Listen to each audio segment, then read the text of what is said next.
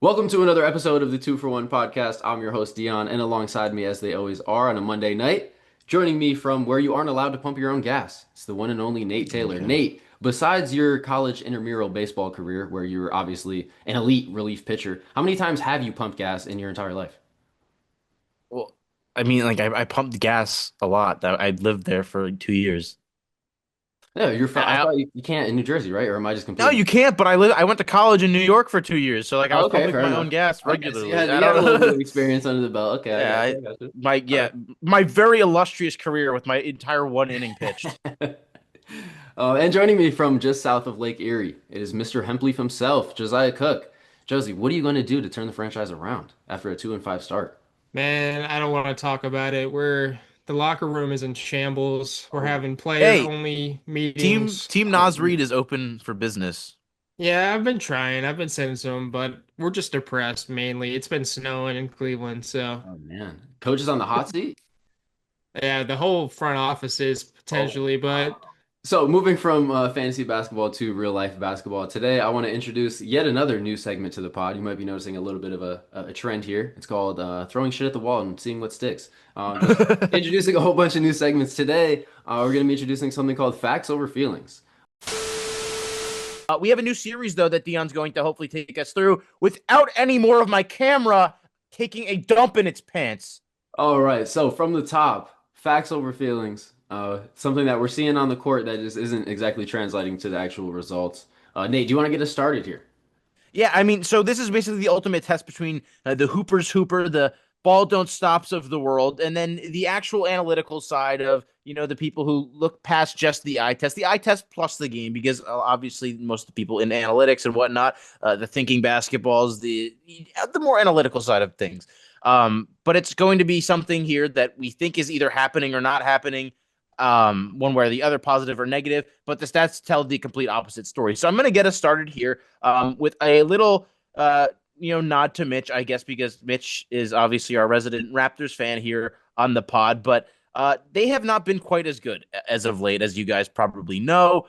And a lot of that, I think, has been because of Brandon Ingram, but not a lot of people have really realized that. I think a lot of people have seen how good Brandon Ingram has been, the clutch shots he's hit, the game winner he hit over the Pacers, and how he's really taken the Raptors from being this play-in team to now being someone who's going to be a top five team potentially in the East. But if you look at Brandon Ingram right now, and if you look at the Raptors, they are currently one of the worst defensive teams in the NBA with him on the court. They are a 104 defensive rating off the court with Brandon Ingram off the court. And when he is on the court, they are a 114.7. So they drop a total of over 10 points in terms of defensive rating. And offensively, they're only 1.1 better with him on the court. So overall, Brandon Ingram on the season, they're negative 9.6 in terms of net rating differential with Brandon Ingram on the court. He has a net rating of negative zero point 0.3 by himself. And overall, if you look at offensive rating for individual players on the season and you narrow it down to players who have a minimum of 2,000 minutes played per 30 or per 82 games, Brandon Ingram has the sixth worst offensive rating in the NBA right now at 104.2. So Wow. there are quite literally few offensive players or players having the offensive impact negatively that Brandon Ingram is having on the Raptors, according to advanced statistics. Wow. Okay. So you just threw a lot of numbers at us, but I Yeah, think I did. I threw a lot. what stood out to me the most was that 104. So you said 104 is the defensive rating of the Raptors when Brandon Ingram is not on the court, right? No, yeah, that's correct. So they are actually a Wow. good defensive team Yeah, when just to Brandon put that into Ingram. perspective, because like a 104 can mean anything to someone who doesn't really Yes. follow like rating. 104 is the current defensive rating of the Oklahoma City Thunder on the season, and they are 6 points better than the number two defense in the league. So basically, the Raptors are right on par with them. You're saying with Ingram off the floor defensively. Yeah, I That mean, is right now tough. you look at the Raptors, you watch the Raptors too. This is a bad defensive team. Hmm. Maybe with Brandon Ingram, he's probably not the guy you're looking at necessarily. I think more people the past few days have maybe started to point the finger towards Brandon Ingram. So I kind of wanted to hop on the train before it leaves the station. He's been really bad on both ends of the court. He's an awful defender, and people have begun to realize that the aesthetic pull up mid range jumpers that look fun in the beginning aren't exactly the most effective to winning basketball games. He doesn't drive to the hoop at an elite rate. He doesn't shoot the three ball well. He's 31% on the season. And defensively, he has been among one of the most negatively impactful players on the team. Yeah, and I honestly think last night's game against Boston too is a really good example. Like, it was one of those like he had a quiet 30.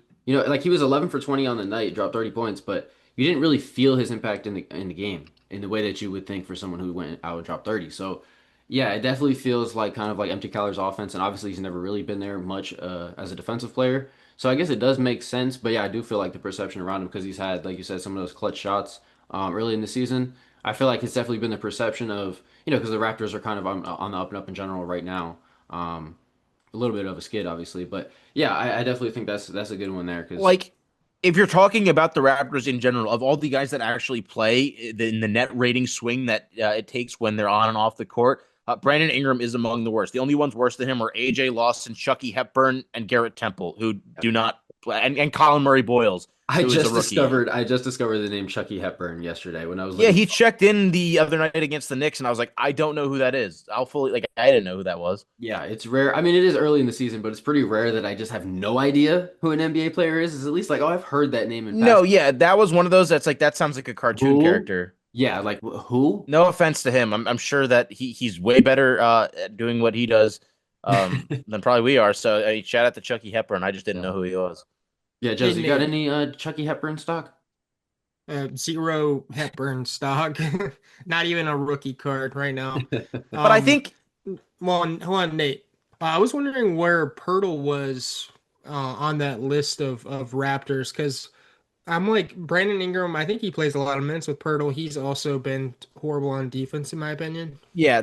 So with Pirtle, they're point 0.1 better defensively with him on the court. So it's basically the same with him on and off of it. Overall in the season, he's negative point 0.8. So like they're basically the same They're just team a with neutral team Yak with him out on there. and off the court. Yeah, offensively they're minus point 0.6. So it's like with Pirtle, I think a lot of it is more the eye test and seeing how he negatively impacts the games. I think if they had any other centers that were giving them more, it would be different. Like you'd probably Right. see those advanced numbers Yeah, they look just don't worse. have like Mamu's cool and all, but like Mamu's he's not. cool, but defensively, he's not really a five. Yeah, so you're I not really see. seeing that on-off difference, yeah. And I wish Mitch was here because I'd love to get his take on this, but I was digging around like, Raptor subreddit, which is, not the best place to. Isn't that's like the place like Mitch like has like a big yellow tape like around Yes, I Raptors know. Reddit. Like Yeah, do not subreddits in enter. general are definitely not the place to get the pulse always on a fan base, but it can be useful. And I just see a lot of people just talking about how much the absence of RJ has meant for Pirtle. Like apparently like he's a big part of his success there. So, and I do think RJ has a pretty good big impact on the team in general, just like the pressure he takes off of a guy like Ingram especially to create offense. So he's been out for a while. That's definitely made an impact Yeah, on. defensively RJ hasn't been great, but he's never been great. But offensively, they're almost 6 points better with RJ on the court. There you So go. I Yeah, mean, that totally makes you sense. can also tell like when watching RJ, they need his level of aggressiveness driving towards the rim because they don't have any slashers like that who can also pass out of driving lanes like quickly. I see a little bit of the things you were saying to me about quickly off air the other day when it was about how he's not really he doesn't have I guess the when you're watching he doesn't have the necessary capability or ability to just get everyone involved. Like he gets the Yeah. assist, but it doesn't feel like he's necessarily putting his teammates like he doesn't see the pass before the pass a lot of the Yeah, times, he's other not than really if like it's a a table transition. setter. Yeah, like he Yeah, actually has the ball in his hands a lot, and he's a capable passer. But he's not really like that natural point guard type to like run an offense, I would say. and I think RJ's passing has gotten significantly better to the point where at times he is the best passer on that team, and he needs to be the guy who's initiating the offense, especially when it comes to like he's the only one that will throw like a over the top pass to Jakob inside and set him up. Hmm. I just am not fully bought in on them. Hmm. Like I guess I know that they're winning some of these games, but this team with Brandon Ingram, especially with these numbers suggesting the defensive um it falls off a cliff. 104 to 114 is a huge jump with Yeah, your one of your best players, one of your top payroll players. a guy that's playing a ton of minutes. Yeah. So I've already had some questions about them. Hearing that, you know, while I think they do pass the eye test in some regards, certainly that the moment you guys have talked about with Brandon Ingram, I just don't buy them long term. Like in a playoff scenario, Yeah. I just can't. I'm sorry, Mitchell. I'm sorry. Yeah, I'm sure you'd have a rebuttal, but yeah, I just think that, they were looking like early on, they might be the team that kind of surprises I'm people. sorry, man. Like you, dude, remember that win streak? Like their win streak that they went on. I'm gonna tell you. Like, do you remember the teams that they beat in that stretch? Not off the top of my head, but All I know right, I so know it wasn't a gauntlet. Yeah. it was Brooklyn, Cleveland is a good win, but Cleveland's also had some really bad losses lately. Indiana, Charlotte, Philly, Washington, Mm. Brooklyn again, the Cavs again, Indiana again. Oh So wow. they really Mhm. just they beat up on the bottom feeders of the NBA, and then the Cavaliers decided to take the week and a half, 3 weeks off. It's been a Right. few weeks at this point. They need to get their shit together. I feel like the Raptors are always such an up and down team. Like I feel like they're just going I to just think continuously go on like 5 game losing and winning streaks all Yeah, season. they to me right now the Raptors feel like the cream of the crop of the bad teams, where or at least like the mid tier teams, where they can beat up on the bottom feeders of the NBA, but they're not good enough to beat the top teams. They lost to the Celtics, they lost to the Knicks, they lost to the Lakers. Like they're not Hottest team in the competing. league, Celtics. All right, let's put some respect. I was saying that as a good thing. I said they lost to the Knicks, they lost to the Oh, Celtics, they I lost to got you. the I got you. I Lakers, got you. I they got lost to a bunch of good teams. I guess I can't even say hottest team. This Thunder on like a Yeah, the Celtics 15 are game very good streak. right now. I'm not Yeah. saying I Hey, was man. giving them kudos. I'm saying that I when got they you. had a test, they didn't pass it, even though they took the game winner against the Lakers to win. It was still like I wanted to see the Raptors win some of these games, even if it was close. Like I need to see them come out on top. And Brandon Ingram has instilled the least amount of confidence in me possible, as much as I liked him early in the season. For sure. All right, Josiah, I'm going to transition to yours. What do you got for me? Let's hear it. Feelings. Yeah, so mine's unique here because it doesn't exactly fit in what you were describing. But what I will say is the eye test and the stats actually come together on this one. Hmm. And they're saying this player is having a great season. And I agree, obviously, because the eye test says so too. Jalen Tyson for the Cavaliers. Okay. He's quietly been extremely efficient. One of the most efficient three-point shooters of the season so far, shooting almost 47% from three, 52% from the field. And my thoughts are last year you had a guy in Ty Jerome kind of play a guard role off the bench. Tyson's been starting some, but I think Jerome started some games last year. Mhm. Um, you have him, in that role flourishing in the regular season. What I'm not buying is Tyson as this level of a producer for the playoffs. I just think that we're setting ourselves up for another playoff drop with the Cavaliers here. As much as I've loved his game so far, and especially for a player of his age. Yeah, it's been a really nice jump from his rookie year because it took him a while to really get into the rotation at all, and he's kind of started to come on towards the end there. Yeah, I guess I didn't realize he was shooting 47. He must be the one guy because it feels like none of the Cavs role players are hitting any shots right now. Like Sam Yeah, Merrill went down, and it was like they just have no shooting. So I'm actually shocked to see Facts. that he's that high. Um, but yeah, I mean he has been good. Like I've definitely noticed his progression from last season. Obviously, he's pretty much in almost every game starter. He started 15 out of the 20 games he's played so far this season. So yeah, he's pretty much been a mainstay in their starting lineup, and he's been good for them. But I agree with you. Yeah, I don't really see this sustaining into like um, this sort of like wing depth that they're gonna just like come up with because that obviously has been I think the biggest downfall of this Cavs team when it comes to like their last 3 playoff runs, just like the lack of wing depth and getting DeAndre Hunter is cool and all, but that wasn't really necessarily enough. So like the emergence of Sam Merrill has been cool, but they've really needed Jalen Tyson. So yeah, it's been nice that he has stepped up, but I agree with you that I don't really buy it as like playoff viable. yeah. I think right now they're relying on a lot, like 99th percentile of what you're going to get from Jalen Tyson, and he's giving that to them right now. Is he going to give it to you at probably the volume you're going to need in the playoffs, especially with Darius Garland's toe again being an unknown for so long? I don't know what to make of him long term for this, or at least long term for this season. So long term and the short term in a Yeah. way. But I think Jalen Tyson's been really cool. It's been nice to see that a guy who was supposed to be like NBA ready last year and was supposed to be someone who initially or immediately got into the rotation. He's now been playing a big role, but I definitely would lean on the side of thinking that this is as good as a play as you're going to see from him this season. I would expect a drop off at some point just because he has been so wildly efficient. I just don't see him being this type of shooter, and the types of shots he's hitting aren't like crazy, Mhm. off the dribble, pull up, step back, Yeah, that's what I was gonna sidestep say threes. too. Like Josie, you brought up Ty Jerome. Ty Jerome did a lot for them in terms of like ball handling, Self creation. the bench last year. Yeah. So, and obviously he shit his pants in the playoffs last year. He was like To put Yeah, it borderline. I would mildly. say I honestly, he was a I huge net I negative. smell some Ty Jerome with him, but I think I just smell a lot of that with the Cavs role players, and I don't trust any of their role players really come Yeah, playoff my time. point being though is like even if if we had gotten the Ty Jerome from the regular season into the playoffs, not that I still thought that would have been enough, but at least would have given them an extra creator, like you were saying, like someone that can create their own shot. Not that Jalen Tyson is incapable, but he's definitely much more of a role player in that sense. So yeah, I just don't really see it necessarily translating into the playoffs. And I have seen, I think I don't remember the source on it. I think it was like League Alerts to be honest, but I am starting to see reports now that teams are kind of circling on Darius Garland, kind of seeing if they might be able to make something shake there. So I don't know if that's something that's on your guys' mind, how you feel. I mean, I think Josie, you probably have the most insight on this Cavs team of any of us here, being in person, getting to go to some of these games. Like, do you feel like Darius Garland is not like off the table as far as trade? Well, the hard part is they're the only second neighboring team. They Hmm. would have to trade him 1-for-1 right now. So, That is a good point. Yeah, fuck the second apron. yeah, I think they're stuck right now with this team this year. In terms of trading Garland making sense for the team on paper, yeah, I think it does make sense. I saw him play basketball for the first time this season the other Hmm. day against the Warriors. They lost that game, and Garland was very quiet.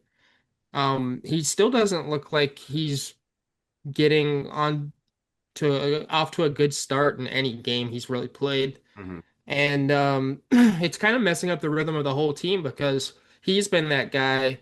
Kind of, you're talking about Ty Jerome, playing that role. He needs to play that role of, being a shot creator and creating looks for others as well. I Yeah. mean, it's just hard because Garland is usually that aggressive secondary scorer who can also be one of the best passers in the league and one of the guys who really elevates his teammates.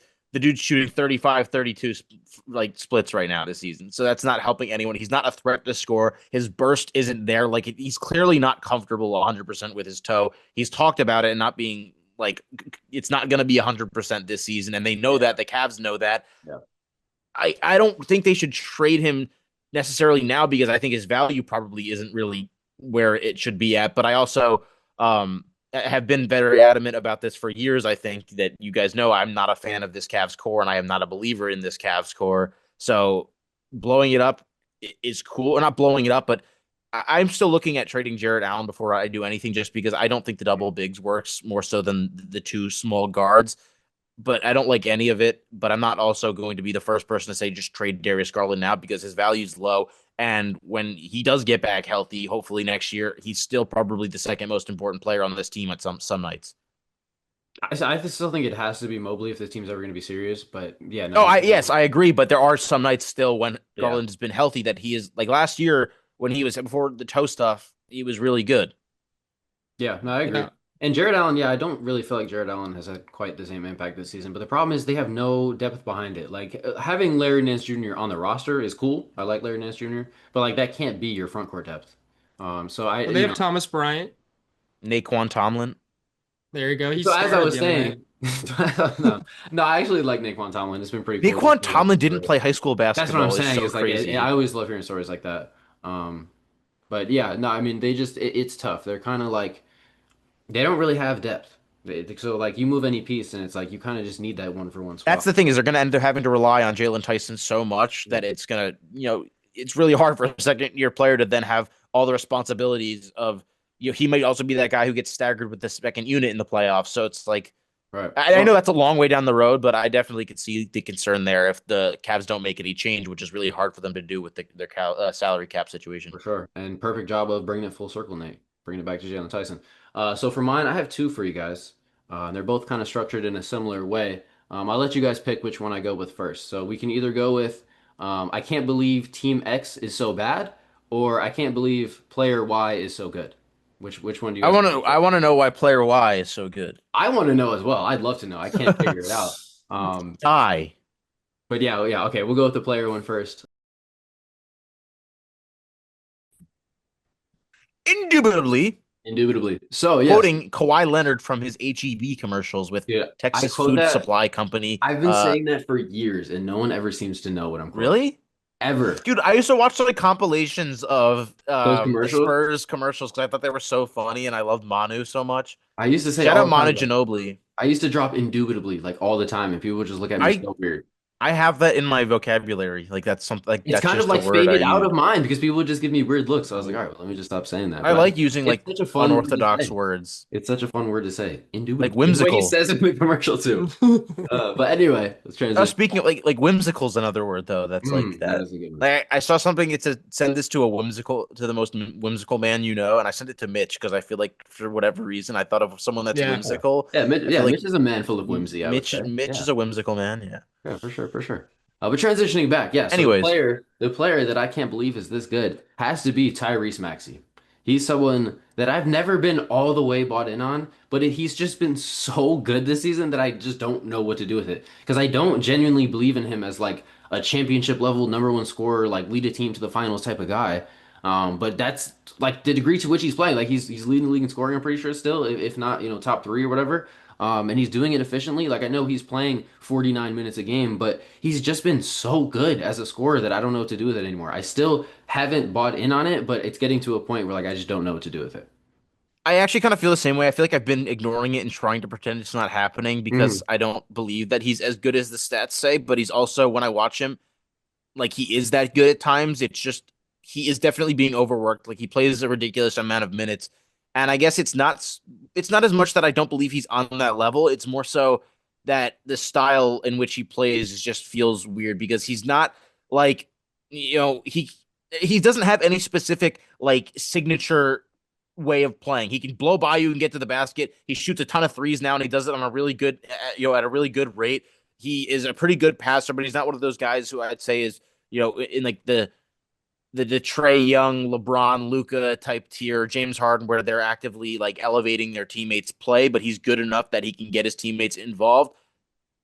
If he does keep this up, it is hard to not put him in the conversation for top 10 in the league, really, even because if he's averaging 33 and 7 on 45% from three or whatever it's been, I know it's ticked down game by game, but he's been so good. And the efficiency, I think, is the thing that makes me go, maybe he really is just this good, because if he wasn't, he wouldn't be able to do this at such an efficient rate, which is Yeah. pretty much what Yeah. he's been doing. Like the efficiency on taking yet another step forward in volume is crazy. He's third in league in scoring now. Luka's at a full 35 a night. My God. And people still aren't like talking about Luca as the clear MVP right now, which I don't understand because as Oh, much as I whoa, love whoa, whoa. Jokic, don't even talk about SGA right now. I know you're gonna do that. Just don't even try. I He's will the poop clear on it. MVP right now. No, he's not. He doesn't play fourth quarters. His team does half the work for him. He's That's gonna a, have I don't know. he's I on track for honestly, 74 wins, dude. yeah, I don't I know what know to he do with, is. I don't know what to do with SGA because yeah, like him pl not having to play the fourth quarters, I feel like hurts his case because of how good the team is around him that like It's not It his didn't fault, hurt, it and he's didn't hurt still Curry's case in 2016. Curry that's didn't have fair. Kevin That Durant was a then. big part of Curry's case back then is he didn't play a bunch of fourth quarters either. But I don't know how to gauge it. I feel like it's gonna be so polarizing when we get to like actual MVP discussion part of the season because to me, like if you do like we'll take this one guy off the team, like it has to be Jokic. Like SGA, like OKC's still a playoff team, I think, without SGA. I But think the Guys, Lakers are, yeah, but that's for me. I think the Lakers are just as much in that discussion as the Nuggets are without I don't know though Jokic. because we saw early in the Because season a Reeves, few games of Austin Reeves going crazy. Like Jokic doesn't have that. Jamal Murray's cool, but he hasn't been Austin Reeves this season. So yeah, it's a tough one. It's gonna be another one of those years where I think it just comes down to like what you really value when it comes to like your MVP criteria. Because to me, like I would go Jokic. I would go Jokic right now. I think he's been the best player. But it all comes down to like how you really break it down. for me right now, I'd rank it as Luka Jokic SGA. I Interesting. think Shea is easily number one, and he's having one of the most efficient seasons for No, any like guard in no, NBA history. no offense. Like I genuinely don't think you can be like unbiased though when there isn't an actual argument for it, because obviously if there actually is a logical argument for it and you're a fan of that team, you are going to Mhm. like prop that up.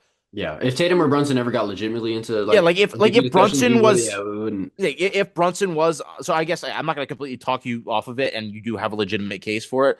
Yeah, But Shea could be averaging 40 points a game if he wanted to. He's shooting 11% from three, better than Luka Doncic. He has less free throws than Luka Doncic right now. His team has more wins than Luka Doncic, and he's having the most efficient season for any guard ever. It's a good case. It is a it's a good good it's a it hard is a case to good argue case. against. Yeah. But Luka's also averaging 35, 9, and 9, and he's led a roster that a lot of people were debating was going to be a play-in team to now being the second best team in basketball, arguably right now. You can have rebounds, I'll have greatness. How about that? Greatness. I don't. I mean, Luka did drag a poopy ass team to the finals. Well, we're talking about this Cool. season. But anyway, back to we're No, talking I about know. Tyrese Maxey. First of all, let's bring it back to the original discussion. Yeah, Maxey is playing a full 40 minutes a night, which leads the league. So I just don't know how sustainable this is. But at some point, I feel like I do have to just give him credit for being this talented of a scorer. I just, for some reason, am not there yet, and I can't figure out why. Joe, do you I have just any insight why I might just not like? What is it about Maxey that I'm just not there yet with yet? Two words. Steve Nash and Chris. No. Two what? words. Two words. Pure Hooper. Hmm. Okay. That's what you're missing with Tyrese Maxey. You need to lean more into the eye test because when he takes a shot, I'm like, it's going in. It's going in. Facts. Yeah. Like, Yeah, that's it true. doesn't matter where the defender is on him. Like, he just seems unbothered. He's just in his own stratosphere right now. And yeah, the numbers are coming down. We'll have to look at that. But I think just have fun with Tyrese Maxey because that's what he is. Yeah, I think part of it might be just like my just inner hate for the Sixers and just like my desire to like see them do poorly that like I can't root for Tyrese Maxey. I think that that's like a small piece of the pie there, but yeah, maybe you're right. Maybe I need to just like take some lessons in ball don't stop, watch a couple of those videos and just get into the pure hooper mentality. I don't know, Well, I it's so think hard for me to say pure hooper. I have to like slow down every time I try to say it. pure pooper, Yeah. pure pooper. Poor hooper. I Um, can't do it. But I think the way that Josie kind of just described it is how I feel when I'm watching him right now, where it doesn't matter how ridiculous the shot is, it feels like it's just going in. When he's on a heater, the way I feel about him right now is how I felt watching Brunson in that second half of his second year with the Knicks, when he propelled himself into the top five in MVP voting. I think Maxi is on such a heater overall so far this season. Like he's comfortable with the amount of attempts he's getting. He's comfortable with the minutes he's getting. Will that maybe have an effect later on in the season? Probably. But at the moment, like, until he proves me that he's not, I think I have to put him up there with like a easily top five guard in the league right now. Like, well, let's hash it out. So you have Luca, SGA, Brunson. Cade, I'm still taking Brunson. Brunson over him. I'm still Yeah, taking absolutely. Cade over him. Yeah. But I think you can very much have that argument, especially if you're a Sixers fan. You can definitely say he's been the best guard in the East this season. I Yeah. don't, it's I close still would between him struggle and to put him Donovan over Mitchell. Brunson. I still would have to give, yeah, and Donovan Mitchell as well. That's a good call too. Yeah, I would still take those guys, and then like Cade, you could maybe have a discussion with me against Cade, but end of the day, I would still go with Cade. But I probably maybe that's would just me too, being a but I'm hater. I just don't know. saying I think he is deservedly so in those conversations, whether you want to put another player over him or whatnot. I Yeah. think that Maxi has elevated himself at least from all-star status to this is firmly an all NBA level guy now. Mhm. That's fair. Okay, yeah, I think that's a fair way to put it. Yeah, and you guys were kind of getting me there with Austin Reeves when we were talking last time with Mitch. Yeah, well, yeah, I was almost going to do a similar thing where I can't believe that Austin Reeves is really this good, but the stats, all he's been so efficient. He's been baby Luca this season. He has Mhm. pretty much put up Luca stats even when Luca's been out. And then those stats obviously get watered down when he's playing with him, but he has it's kind of weird because I feel like I'm watching two versions or like two different versions of the same player when I'm watching them on the court together because they do so many of the same things where they're taking off balance, weird shots and completely controlling the tempo of the offense. They get their teammates involved. They're good rebounders for their height or for their position. I think that Reeves has become a better player from being able to learn and play with Luca, but I also think that Reeves now having this whole organization behind him, similarly in a way that the Sixers are behind Maxi, gives Yeah. players who are already confident a new level that they can reach. And I think that they both just maximized what they've been able to do with these big opportunities. So right now, I have to give both of them the benefit of the doubt and just say that these are all NBA level guys. Yeah, that's a really good point. Those are two guys that have really like moved into kind of like a different stratosphere with like the way the organization sees them compared to last season. So you could definitely feel that on the court. They definitely look more Like empowered Maxi where they was play. seen as this transitional piece who was already good, who was kind of going to usher in the new era of Sixers basketball. We talked about that a little in the offseason. Yeah. And then Austin It's Reeves Usher. has now You're gone Usher. from Austin Reeves has gone from the third fiddle to LeBron and Luca to now this is Austin Reeves and Luca's team, and LeBron is kind of just hanging out there on the side and deciding whatever he wants to do Mhm. for the last few months, potentially years of his career. Yeah, and actually, just as a quick side note, I actually think he's gonna like slide in really well as a team start option. Like, if he can commit to just being like a 6'9" version of like Mavs Jason Kidd, where he's just like dishing from the top of the 3-point line and just hitting catch and shoot threes, that's a pretty lethal weapon right there. Yeah, and he's still a guy that can rebound and push the floor and find his teammates Exactly. consistently better than 99% of players can. He's just not the scorer that he used to be. Yeah, he just can't put the same pressure on the rim, especially on a consistent basis. But Yeah, and he's got sciatica too, or dealing with hey, that. So it's like I'm gonna give him a little bit to come back and before we're completely writing LeBron off and just saying he's washed, even though he's trending towards March it though. wouldn't be surprised because Yeah, Father Time never loses. It's he undefeated. looked pretty rough in the game where he Yeah, failed to I reach know, 10 but points. is that just him being completely washed, or is it him coming back from something nasty dealing with Yeah, sciatica it's because probably Fair his point. back probably is. both. Yeah. What's your second one though, Nate? Oh, my second one is actually I guess shout out to Zach Lowe because this is kind of where I saw it first, and I had thought it a little bit, but I guess not really dug into the stats. It's not too nerdy or anything here, but the Heat have been talked about as one of the best offenses in the league. The Heat have been looked at as this powerhouse run and gun, super efficient offense. They're putting up top five in points per game, but they're only 13th in offensive rating. And this is a team that overall has been a mediocre offense when you dig into the real meat and potatoes of things, because they are a good team at putting points in the basket, but that's because they play at a really fast pace. There's few teams that are, they are number one in the league in pace. So they are the team that is getting up and down the court faster than anybody else.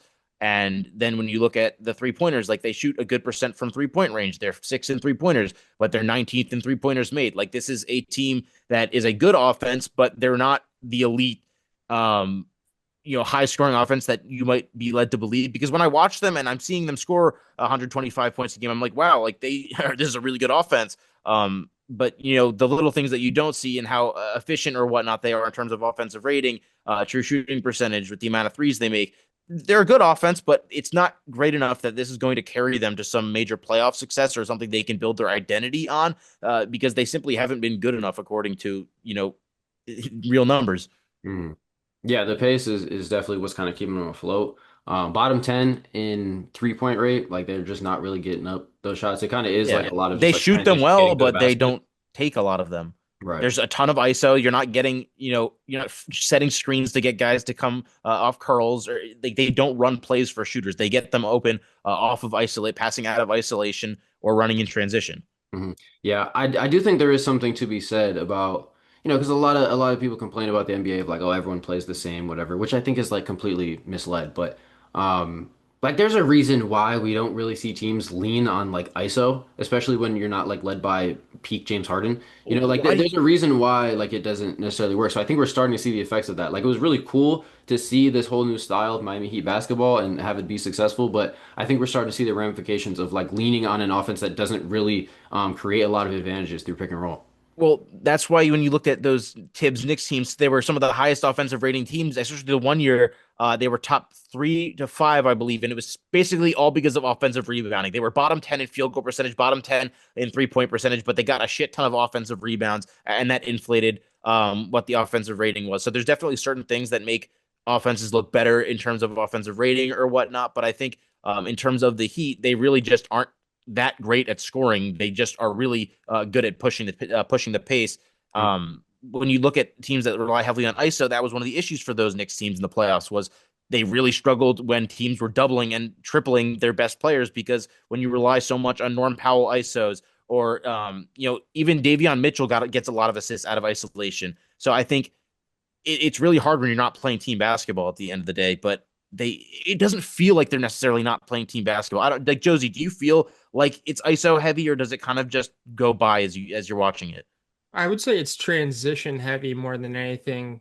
Obviously they ISO a lot, but I think their primary weapon is the transition game, and I don't. It's hard to gauge because this is a huge zag from the rest of the league. They're the only team that are not running pick and roll, like just refusing to run it Yeah, essentially. Mhm. Um, they by far it's the lowest pick and roll rate in the league, and it's not.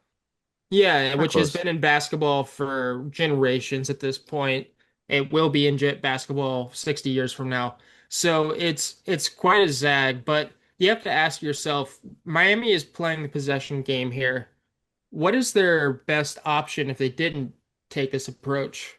Hmm. If they weren't playing like this, I think you have to weigh your options here because they have had some success with this method. No, yeah, I think they should stick with it. I mean, it's like Spoelstra has gotten the best out of the talent he has. Like I think at the end of the day, this team just isn't overall that talented. Like they're a good team, but they don't have the talent to be a top five offense. So I think them even being top five in scoring, and being able to fight for a top five seed in the East is a good thing. Like I don't think they should change things up. It's just when I'm watching, I'm thinking this is an elite offense, but then if you dig into really what the stats tell you, they're not an elite offense. Like they're good, but they're not elite. Yeah, there's not much you can Right. find when you do dig into the numbers in terms of like, well, what do they do really well? They don't rebound the ball well at all on both ends of the floor, but especially in the offensive rebounding. Like we said, like they shoot pretty well from three percentage wise, but they're just not. They don't have a lot of shooters on this team to be like consistently getting shots up, to the point where like Bam is still like kind of out there shooting three space on the floor.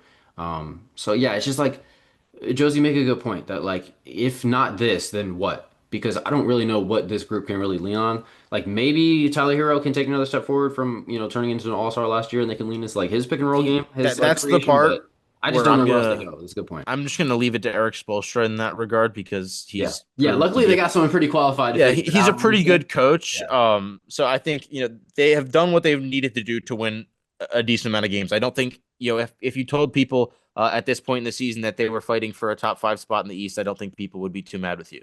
hmm yeah. I have a Heat question for you guys. Okay. Who has been more valuable, you guys think? Jaime Jaquez this season or Norman Powell? Ooh, I like I the think you could question. have a really good argument for either or, to be honest with you, because one of I them, would go. I would go Norm Powell.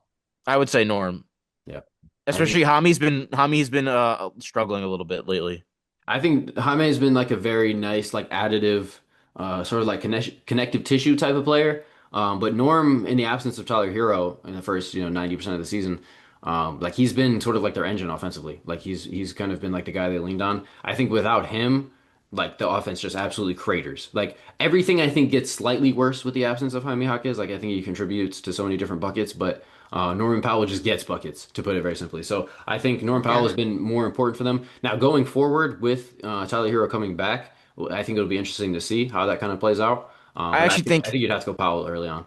I think especially with Hero coming back, it actually makes Powell even more valuable because Yeah. Powell is kind of the only guy that has his role in that team where he's I said this that every team needs the difficult shot maker that makes like you need a good bad shot taker and maker. Yeah. And that's what Norm Powell is for them. He's the guy who can rise up and shoot over people and take 9 threes a game some nights and fill it up for 30, and it feels like he did it in 2 seconds. Mm. With Hero coming back, he takes away a lot of that playmaking responsibility and ball handling that Jaime does, where he's getting people involved and he's driving baseline and he's finding cutters.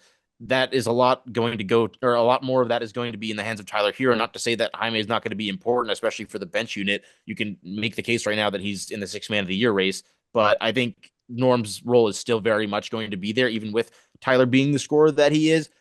Because I think that in the long term vision, that Tyler is the point guard of this team with how it's currently constructed. Yeah, I agree. That's a good point, actually. Yeah, I guess so. It's a good perspective on that. Yeah. All right, I will go to my final one though. We'll wrap this one up. So, start off by saying there's a player that I'm surprised is this good. Going in the complete opposite direction now, a team that I just can't believe it's this bad. It is the Los Angeles Clippers. They are 6-18 on the season. Josie's so happy. Only the Pelicans have a worse record in the West. The Pelicans are quietly just like absolute basement of the NBA. It was like we all remember them starting 0-6, and then it was like, oh, at least Derek Queen is good. Well, they still have 3 wins on the season, but short of them, the Clippers are the worst team in the West, and it's just I just can't believe it when I think about Kawhi, or excuse me, Harden basically returning to like All-Star form. All star Kawhi, form. The dude's been playing like damn near MVP level at night okay, some well, nights. no, he's not back to like Rockets No, Harden, but I he's know, like but he's by far the back to closest like we've all ever seen. NBA. He's back to like all NBA second team esque level. I wouldn't go that far. He's He's like averaging 25, I think he's on the. I 6. mean, yeah, but if you actually like look across the league, I think he's like on the fringes of all-star ballots. But for him to even be back to that level, Kawhi is pretty much Kawhi. Like he's played Bro, he 14 was an out of all the star 25 last games. season. Okay, point aside, he's playing Okay, very okay, well. Okay, sorry. Harden's playing very well. Kawhi pretty much looks like Kawhi. He's played the majority of their games this season, and they're 6-18. And it's just like, how is that possible? But then you dig into the numbers, and it very, very quickly all does start to make sense. Obviously, we knew this team was going to be hosting the unction every single night. We knew that coming in, but it's just been playing out. Like, short of my Celtics, they have pretty easily the lowest pace in the entire league. The Celtics having the lowest pace in the league is also very interesting. I'd like to talk about that once the Celtics become interesting enough for us to do a segment on them. But they just play really slow, and it's not like, oh, well, they just don't get in transition. Like, this is a team when you watch them, like, they are last in the league in like getting into actual actions. Like, I think it's like 16 and a half seconds on their average like start time actually getting into action. Well, They walk the ball up the court like Oh yeah. I feel slower like than any that's other team. one you could have that well I guess guys goes more so to show that what you're watching I think does back up the stats because Kawhi and James Harden will just dog walk the ball up the court and take like half the shot clock off And before that's they get something into I've any. known, but it's just like I don't know. It's just something that stands out to me when I go, well, why is this team so much worse than we all expected them to be? And I think that that has a lot to do with it. Because like they're just not giving themselves the type of opportunities. Like Miami Heat are surviving off the fact that they're just getting a lot of shot opportunities, and the Clippers are a team that was mostly built on defense in the past few years. Like that was kind of like their calling card over the course of the regular season. That's fallen off a cliff, and so in order to have any chance, I just think they just got to be better as far as the pace goes. They're 28th in terms of actually like the actual results on fast break, both offensively and defensively. Last I checked, they're 28th on both in terms of like just points allowed per possession. 27th in opponent fast break points. Like they are just getting dominated when it comes to like the possession game. Um, so it's just like it does make sense that this is kind of like I the mean, result of a team that just employs a bunch of 35-year-olds. And then also I think the other thing that just goes hand in hand with it, they quietly just like lost all of the depth that they supposedly gained this offseason. Like Bradley Beal, obviously he wasn't good in the few games that he did play, but breaks his hip, he's out for the season. He's gone. Brook Lopez, he's washed. I mean, he's not. He can't really do much anymore at this point. John Collins, like the impact is just kind of not really there. He's just kind of back to being that like he's like an vacuum of a empty player. 10 and 5. Yeah, he's just kind of back to being that just like shell of a player that he was before Utah. So like there goes your additions right there. And then Derrick Jones Jr. has been hurt. Bogey obviously has been in and out of the lineup as he has And been he's been for the past shit. few years. Yeah, so yeah, nothing new there on Bogey this season. Chris, So they fucking told Chris Paul to go fuck himself. not to mention that. Yeah, I meant to actually start off by saying I don't exactly feel bad for this Clippers team with all the drama that they've involved themselves in this season. So going all the way back to Kawhi and now Chris Paul, like, do I feel bad for the Clippers? No. Do I wish that they were doing better so that Josie's Thunder aren't going to get another lottery pick? Yes. But yeah, they've kind of brought this on themselves in Who a lot of wants to ways. play? What Clippers role player is this Clippers Sorry, let me rephrase this. Let's play. Is this Clippers role player shooting under 40% from the field on the season? Oh, So let's start off with an easy one. Chris Paul when he played. yeah, unfortunately. Yeah, Yes. yes, he was at 32.1. Oof. Brook Lopez. Yeah, Yes. for sure. Yes, he's at 39.4. Ooh, just barely. Nicholas Batum. Oh no, Nick Batum He's too. been bad this year. Oh no, Yes. not He's Nick at Batum. 37.8. Oh, Um, Bogdan Bogdanovich. for sure. Yep, 39. Let's do one more. Kobe Sanders. Kobe Sanders. I've kind of liked him quietly. Is he under 42?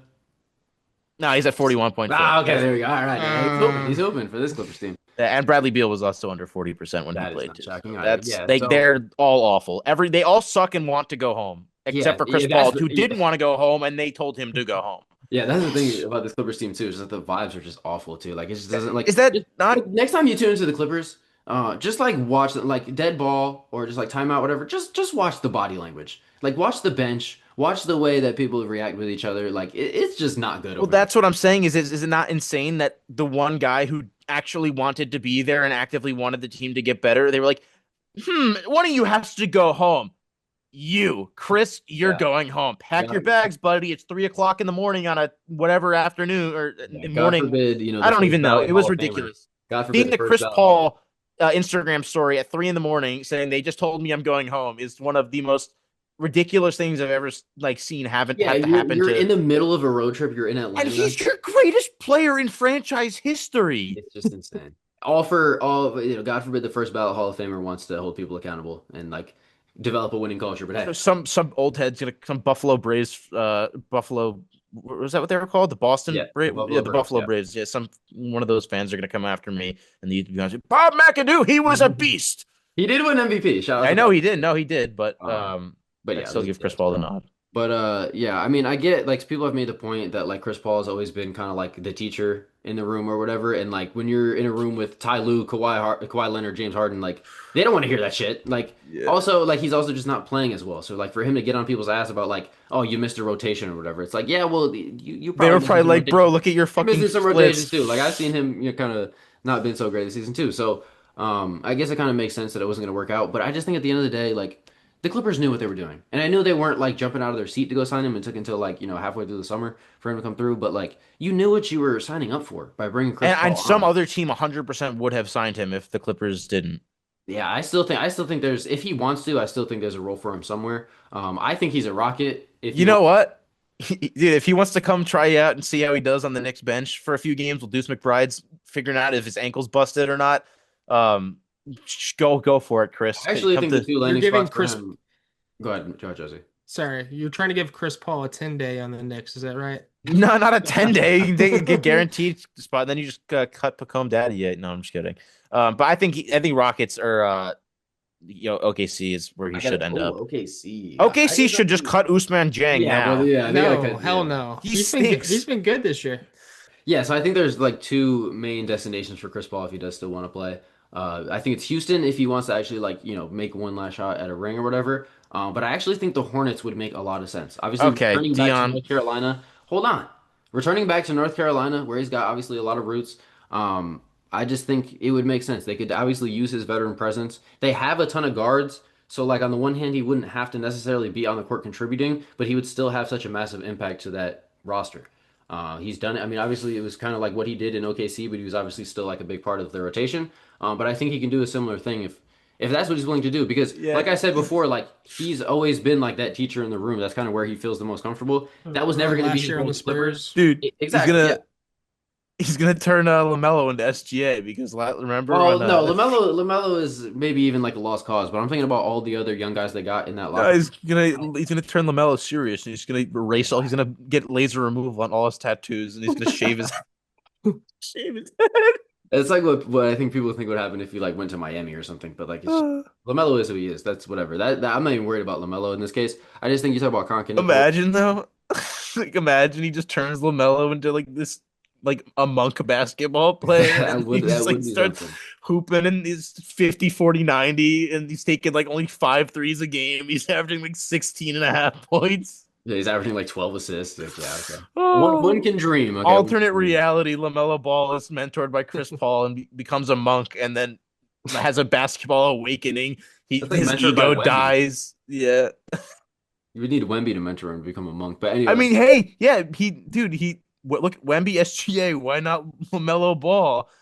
hey, Oh, Lamelo true. Ball's brain is going to be studied for like centuries after he passes in yeah, I hope he 50, donates to the 60 science. years. Him and MPJ for sure. But with that, I think we can wrap up there. I think that'll put a bow on this episode. So thanks, fellas, for joining me as always. Thanks to the listeners for doing their part, listening.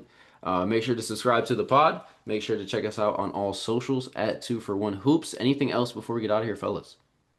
Just an extra thank you to our listeners. We saw the Spotify Ah, yes. uh Yeah, the podcast raps for numbers. creators. Yeah, Yeah, and got to see some cool stuff. So nice to know that somebody out there is listening to us shoot the shit about NBA. for Yeah, sure. we really do appreciate everyone that does take any time to listen to our stuff.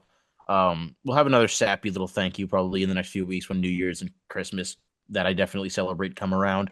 But yeah, everyone that listens to this, we really appreciate you. This is really a fun thing for us to do, but it's really cool when you have people out there actually listening.